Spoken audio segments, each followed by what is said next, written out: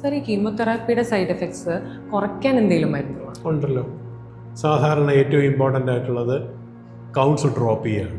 അതിന് നമ്മൾ colony stimulating factors എന്ന ഡ്രഗ് യൂസ് ചെയ്യാറുണ്ട്. രണ്ടാമത്തത് vomiting. So chemotherapeutic agents are known for its vomiting rather than its effects എന്ന് പണ്ടാരോ പറയുമായിരുന്നു. അതുകൊണ്ട് ആൻറ്റി എമറ്റിക്സ് കറക്റ്റായിട്ട് കൊടുക്കുക.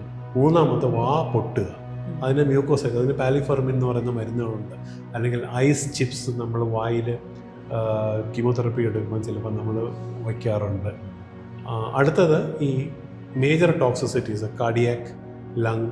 അപ്പോൾ അങ്ങനെയുള്ള സിറ്റുവേഷൻസിൽ നമ്മൾ before chemotherapy we look into the cardiac and lung status and then decide whether patient is fit for chemotherapy. If he has got certain other problems, like a chronic smoker ആണ്, ഒരു coronary artery disease വന്നു, injection fraction കുറവ്, അങ്ങനെയാണെങ്കിൽ നമ്മൾ ആ particular cardiotoxic drug avoid ചെയ്തിട്ട് ഒരു substitute drug നമ്മൾ യൂസ് ചെയ്യും.